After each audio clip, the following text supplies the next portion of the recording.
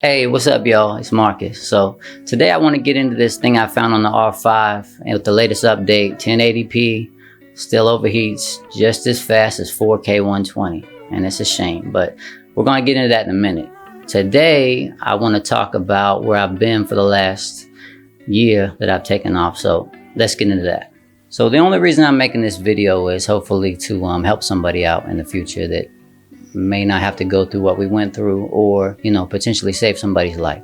So last year, before the pandemic hit, I was uploading a bunch of videos, like 1 to 2 a week, which I'm going to get back to now. And my channel was growing pretty fast. I don't have very many videos up because I don't want to do a bunch of reviews. I just want to take you behind the scenes and show you that it's not the wand, it's the magician. It's your camera and your gear that comes secondary to the art of photography. But during that time, I had to step away for like a complete year and put family first. So my wife was breastfeeding one day and she felt a lump on her breast, right? So she asked me to feel it. I did. And I just thought it was a big bump. I said, you should probably get that checked out. She went to her OB. Her OB said this is probably a milk duct issue, swollen milk duct, because she was breastfeeding at the time. My wife and I have been together for, we've been married for 11 years. We've been together for like 17, 18, she's my best friend and we've been together since we were just kids, so I don't know what else to say about that other than I was a little bit scared, but not like, overly concerned because what he said. So 3 or 4 days later, she goes in to have the mammogram. And, I wasn't allowed to go because of COVID. So she FaceTimes me, and you can just tell by looking at somebody's face something is wrong. And she tells me pretty much they said can't be anything but breast cancer, and they want to get me back in a little bit for a biopsy. It's that bad. So they did. They got her back in the same day, and the whole cancer diagnosis thing is like such a convoluted process because it's like there's 8 doctors you have to meet with, and they're all separate, and they don't really communicate very well with each other. First, it's your surgeon, and you don't meet your oncologist. Do you need an oncologist for radiation? Do you need chemo? All these things. So first thing we do is they take her into the surgeon. About 2 weeks later, it takes forever, and he tells her what he thinks. They went to do an MRI to look at her lymph nodes and everything. They do it. They schedule a surgery to try to remove it. Before they can grade it, they need to see how big it actually is, like on an operating table. They remove it. The MRI said everything was fine. Remove this and find out what's feeding it. It turned out that it was estrogen. And then we'll go from there to decide on your treatment, course. So during the course of them removing it, he found cancer on lymph nodes, I think 5 out of the 7 that he took. And it kind of blindsided him because he didn't see it on the MRI. They didn't see it on the little tools they were using in the office and stuff like that. So it blindsided everybody. So he said, now this changes everything. We're going to have to do chemo and radiation. And, you can't just leave cancer floating around in the lymphatic system or in the body. We don't know where it's at. So we started down that road. Chemo, 6 doses of chemo, 3 weeks apart. And that completely wipes you out, and, we shaved our heads together. Our hair was falling out and everything. But then you go through radiation and you meet with that doctor, and they decide, 45 is like the magic number I think they have now for breast cancer. And it's like Monday through Friday, 5 days a week. And, they blast you with the radiation. And after a couple weeks, 3 weeks, starts to burn your skin, and your skin turns completely black, and you just have to deal with it. And I mean, she dealt with all this, like a complete soldier, but there's nothing I could really do besides, what a husband does, help the kids. Are you okay? She pushed as much as she could push through. She didn't want to take time off from work. And then the more surgical procedures to, fix, cosmetically. A woman wants to look how they want to look. But all that's secondary, obviously. I'm not making this video as like a sympathy video. So many people have asked me, and I've like alluded to it and beat around the bush. But I want to get this out there so maybe somebody else can be, helped. Because here's the deal: 1 in 8 women will get breast cancer in their life. That's incredibly high. I had no clue. I had no reason to look it up. We're not old. We're not like super duper young, but as you get on the forums and start talking to people, you find out that younger women get this a lot, and like 40, I think, is when they recommend like a mammogram, but that's like way too old. I think it should be like 30, maybe even 20. I mean, it's just insurance money. Who cares? So the deal is this: by the time you feel it with your hands, it's usually been there for quite a while, probably years. And by that point, it usually is going elsewhere, getting caught in the lymphatic system or traveling. They don't really know. And treatment has come like a long way. And our outlook is, from what they say, should be good. They just don't know. It's just, take these pills for 5 years, block your estrogen, and just pray. It's what we do. So she was breastfeeding at the time, so she was touching her breasts a lot, and didn't even feel it, and it was pretty big. So I would recommend just doing yourself checkups, pushing for early mammograms, and whatever you do, if you feel anything, don't like wait and say, I'm not dealing with this right now. Deal with it. Even though she's like stage 3B, I think, if you catch it, you have the technology is there to fight these things in a way that you can win, now. So I just want to put that out there. Don't let anybody you love not do self-checks, or not push to say, hey, I want early mammograms. Like, make up a reason, say, this hurts, I'm having this, I'm not trying to scare you, because I'm not like a fear-based person. That when something like this happens to you, though, you kind of feel like a responsibility to put it out there to, make sure that other people know that this is a possibility for younger people as well. If you're in 40 or older, don't skip a mammogram. If you're younger than 40, push for early ones. Check yourself a lot. I pray that we're going to be good. I appreciate your prayers. I'll keep praying for me and us, of course, because without a woman, the whole family kind of falls apart, because men are who we are. We're not like, at least I'm not. I'm a great father. I want to raise our boys to be great men, but women kind of pull everything back together like the glue, and we need them.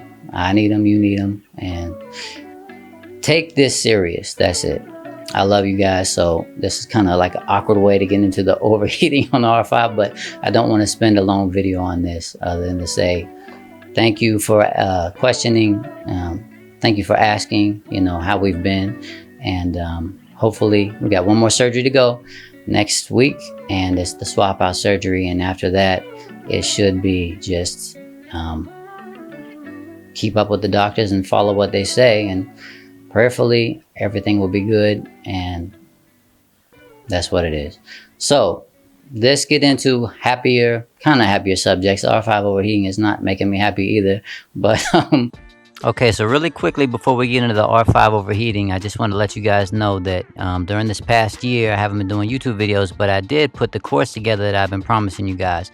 This is my complete editing tutorials with, I think there's 9 raw files in there right now, 9 screen recordings with my Photoshop actions included, my Lightroom presets, the behind the scenes on how I got all these shots that you're looking at right now, creative studio lighting, how to get depth in the studio, and it's pretty inexpensive items that you'll need to get these types of looks. And then of course we hop into Lightroom, edit the photos together, and hop into Photoshop. I edit the photos with you, get the raw files, the PSDs, the actions, the presets, everything, my list of gear that I use. And the great thing about this course is every month I'm going to add a new edit. So once you're in, you're in, and it's on sale for half off right now. So if you're interested in that, check it out down below. Let's get into this R5 overheating.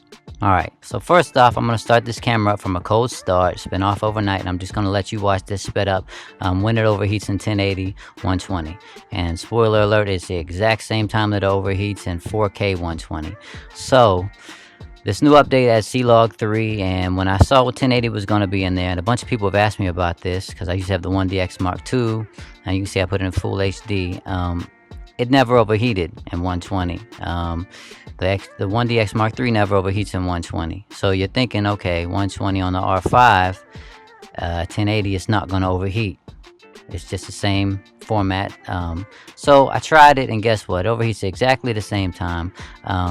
I went and shot some construction site jobs, and you know, it's kind of hot outside. Over the winter time, you didn't notice it as much, right? But now that it's getting warmer outside, I went and I shot, you know, talking head points. You know, I can't show you those videos because I don't own them. They were work for hire. And I was thinking, all right, so I'm going to shoot some talking head points, about 5 or 6 minutes, micing somebody up, shooting them in, you know, 24 frames per second. And then I'm going to go grab some B-roll, and it's just for Instagram, so I'll just shoot it, make sure I don't overheat out here in 1080. Not going to happen. 1080 was like, I had 2 minutes left to record of that. You know, I'm used to turning the camera off when I'm not using it now. It's just become a habit because that's what I've had to deal with for so long. I'm making this video just to show you guys that people who are considering buying into this system that shoot hybrid work, it's not ever going to be that camera. I've just come to the conclusion that it's never going to be the hybrid camera. You can't switch it into any type of 120, or if you need slow-mo, it's not going to get it. Say you're at a wedding and you shoot a bunch of photos. You try to flip it into slow-mo mode to grab some B-roll. It's not going to happen. You know, this is 70 degrees in my living room, or in my kitchen actually, and it's overheating just plain as day real fast. And I'm going to show you some footage that I took 4K 120 behind the scenes on this abandoned house shoot that I have coming up. I got like a year's worth of videos for you guys ready to go real soon with Ivy, and the 4K footage looks great. And I edited all this with my my LUTs. They'll be on my website down below if you're interested in them.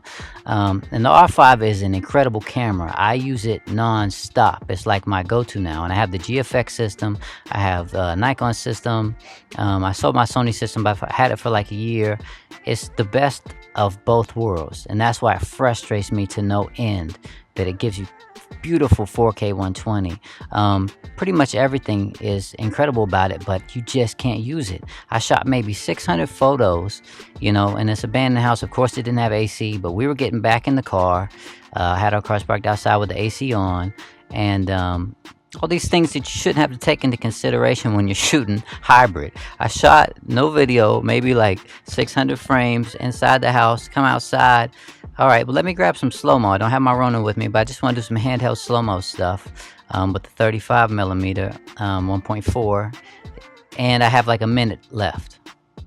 That's insane. Flipping into 1080p, even though I didn't want to record in that, you get a minute left. There's no extra time that they give you in 1080p. Useless. So of course I'm going to take the better looking files. That's just a no-brainer. Get in my car, put it in front of the AC for like 5 minutes. It does cool down faster. Then I had about 4 minutes I could record. And mind you, that's like basically a 4-minute timer, whether you're shooting or not. Get the camera's building up heat just by being on. So in order to use this at any kind of professional hybrid level, you're going to have 2 of them. I can't see any other scenario. Weddings are done in the summer, right? Every video that I did for the construction company was I was battling with the camera. I didn't want to let people know that I was battling with it, but no stills going on, keeping it off. But it's an active construction site. It's 85 to 90 degrees outside. Trying to figure out when I'm going to get my B-roll. You know what I mean? That's just not adequate. 1080p should not be overheating. This is ridiculous. I love the camera. It's a great camera. They market it as this great video camera. The king is back. And I'm not going to beat this to death. It is what it is. It's never going to be different. There's going to be an R5C, I'm sure, where they fix all this and charge $4,000 more for it or something crazy. And that's just like a kick in the butt. Come on, it's not even a usable hybrid camera unless you're just doing quick little clips. Nothing professional. And this is supposed to be the king. It's not the king. It's a great camera with great dynamic range.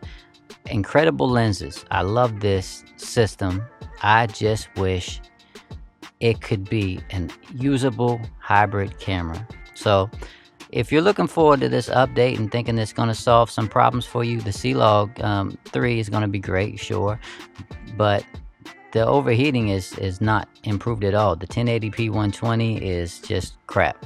The files look like crap. I wouldn't recommend using them. And you have 4K 120, it's going to be bigger files, but you're not going to get any extra time in 1080. Just use your 4K and be happy with that. So I did rent the R6 and I did a complete photo shoot with Lola in the studio. It's on my Instagram right now, and you can go over there and check it out and see if you can pick out which shots were on the R6 and which were on the R5. And I'm doing that video as we speak, so it'll be up next week. That'll be next week's video, R5 versus the R6. I was thinking about this just because personally I need a second camera, and I wonder, can the R6 do its job, you know, and for stills? That way when I need to do video, I can just keep the R5 off and baby it and baby it and baby it, or potentially see how the R6 looks for video and maybe just use optical flow in post, even though that's a nightmare too. So there's really no professional fix right now. If you're looking for a professional video camera, my advice to you is wait for the R5C and save a heck of a lot of money, because I'm sure it's going to be expensive. Of course, they won't do what Sony did, which makes sense, to charge like 100 or 200 more bucks for the video-centric version of it. It's probably going to be $2,000 more for the video-centric version of it, which is ridiculous. So, okay, I guess you guys get the point here. It's not where it needs to be, and I think it's never going to be where it's potentially could be. It's overheated on me every single time that I've used it, except for in the dead of winter when nobody's really doing much and you barely have it on. So until next week, you guys, I love you. I'm finally back. I'm going to try to build this channel and give you guys content that I'm just actually doing photography and showing you how to use your equipment to get inspiring. I want to be inspired. I want to inspire you guys. I don't want to do a ton of reviews unless I'm using it on actual shoots where I'm being creative. And hopefully I can help you out if you need be. And I love you guys. Till next time, it's Marcus. See you later.